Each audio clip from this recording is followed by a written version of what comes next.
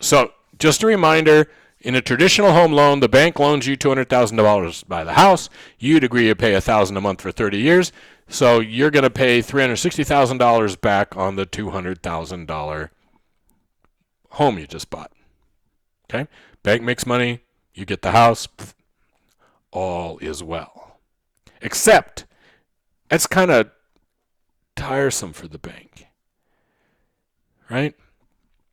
Banks, there's an old joke in the old days in banks that banking is 363, that you get money at 3%, you loan out money at 6%, and you're on the golf course by 3 o'clock. Well, banking isn't boring like that anymore. Banking is a complex, fast-moving enterprise in the modern world. Okay? So banks don't want to give you that $200,000 and just sit there for 30 years and wait for you to pay it back. So we create a CDO. We do something called securitization. So the blue line, let's start on the right-hand side. I take out a loan for $200,000 and I agree. I give the bank a piece of paper that says I owe you $1,000 a month for 30 years.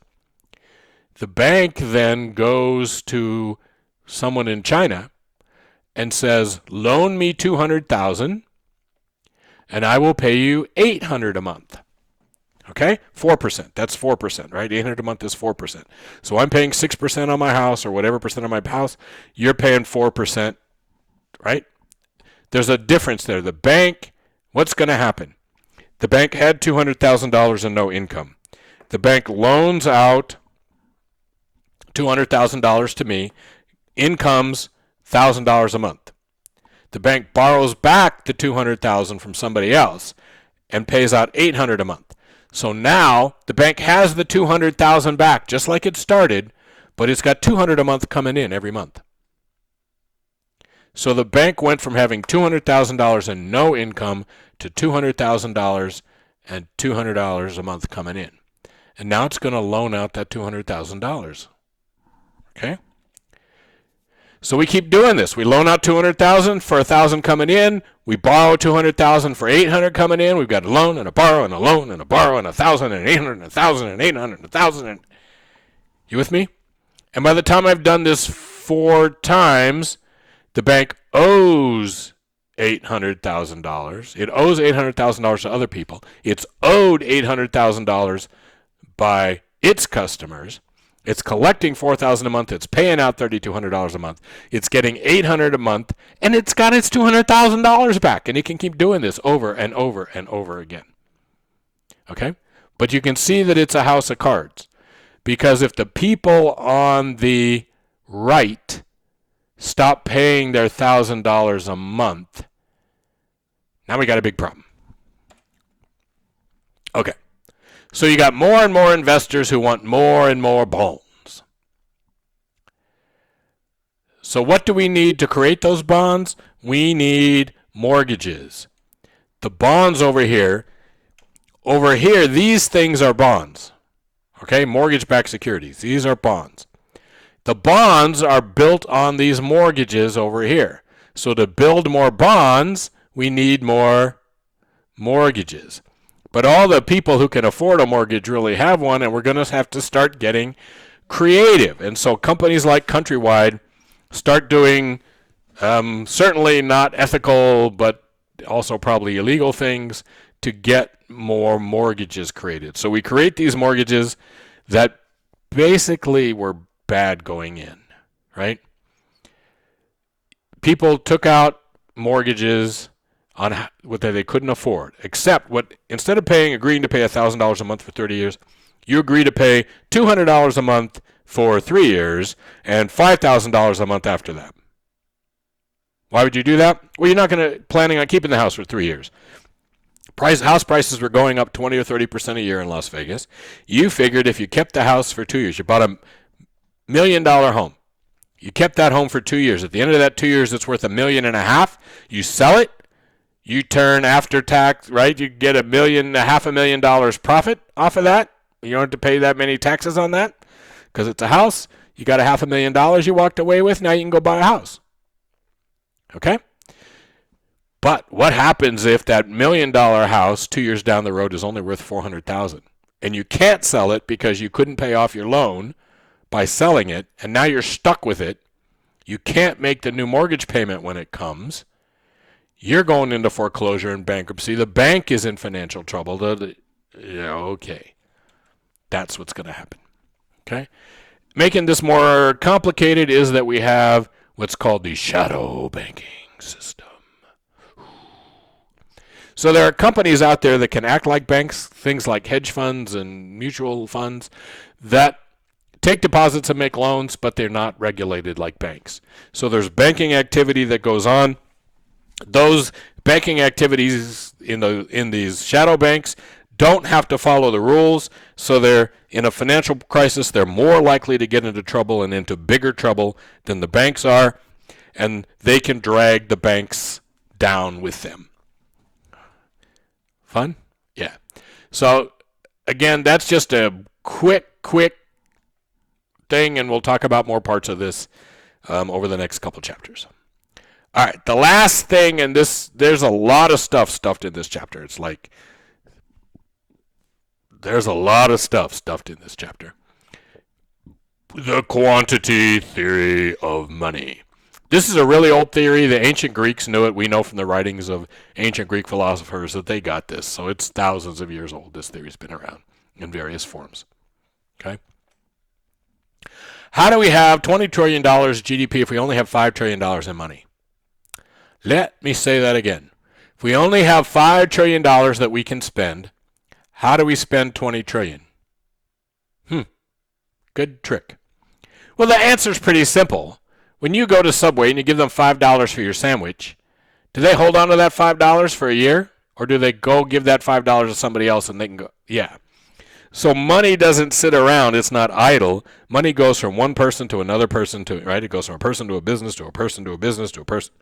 Okay? Money moves around. That movement of that money from place to place is generically called the velocity of money. You like that? Velocity of money. Technically, the velocity is the average number of times each dollar is used in a year. The average number of times. So, just without doing the details, we'll do the details here in a second, but if we got $20 trillion in spending with $5 trillion in money, we must have used every bit of money 4 times, right? 4 times 5 equals 20? Yeah. So our velocity must be about 4. So V equals GDP divided by M. So I take the GDP, I divide by how much money we have, which is really 21,534 divided by 5, right, is 4.22. So the velocity of money, the M1 velocity of money is 4.22. Is that exciting? Okay. You're going, why do I care?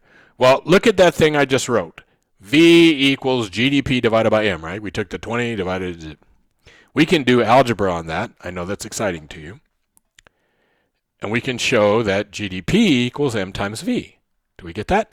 So if I take the amount, if somebody tells you velocity is 4.22, and you know the amount of money is 5098, you can figure out what GDP is, right? So if you don't know the velocity, but you can take GDP and the money supply to find velocity, but if you know the velocity, you can take the money supply and velocity and find GDP. Okay, we good? All right.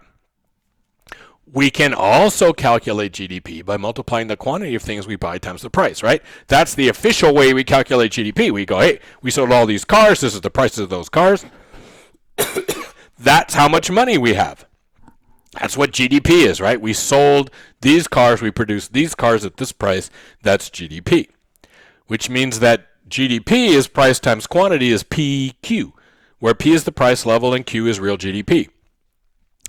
In your brain, you should be going, that graph, that aggregate demand, aggregate supply graph we just did, that's P and yeah, exactly.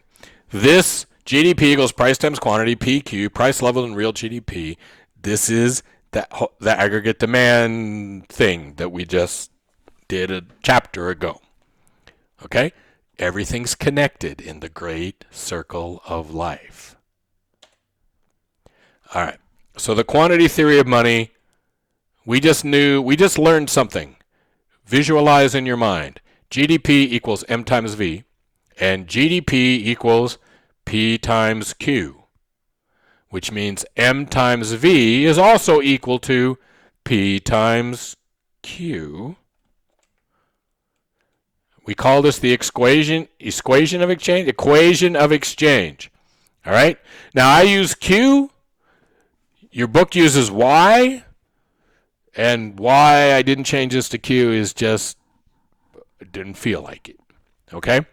So MV equals PY in your book, MV equals PQ in my world. In the next chapters, I'm sure I'll switch back to Y just because. But I don't like Y. Don't ask me why. M times V equals P times Q equals GDP. That's the equation of exchange. Okay? This is the quantity theory of money.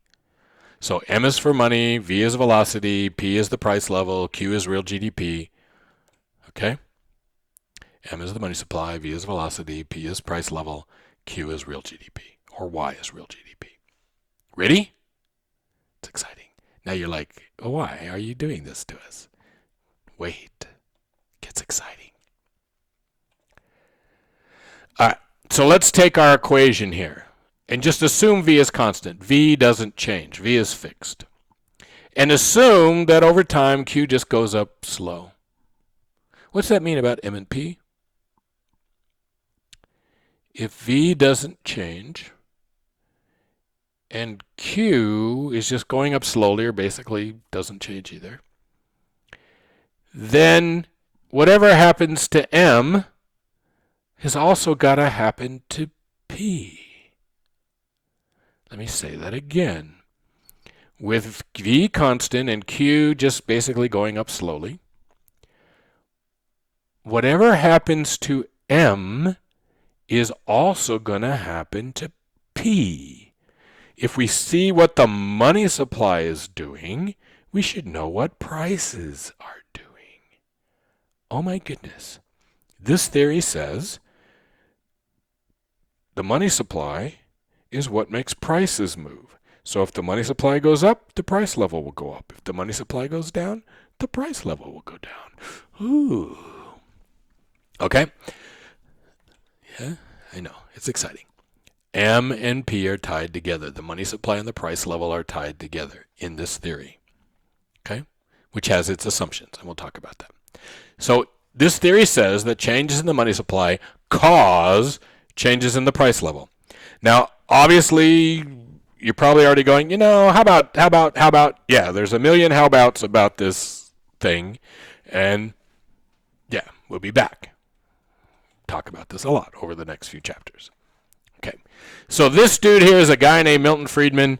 I only met him a couple times because I didn't like him. I didn't think he was a very nice human being, but many people revere Milton Friedman as like a guru of gurus.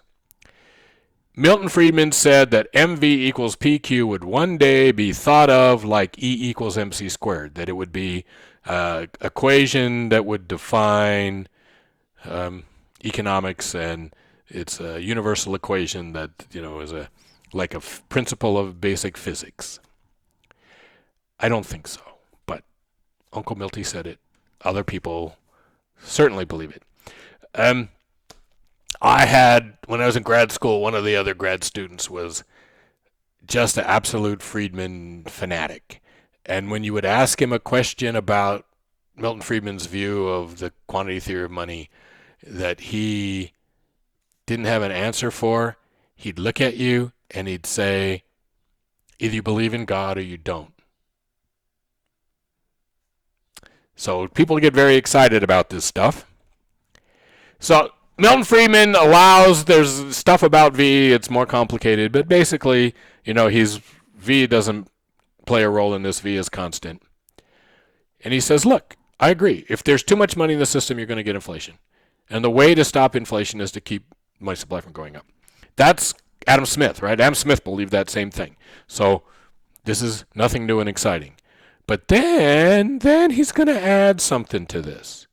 He's going to say, what if in your economic system you don't have a really competitive economic system, and when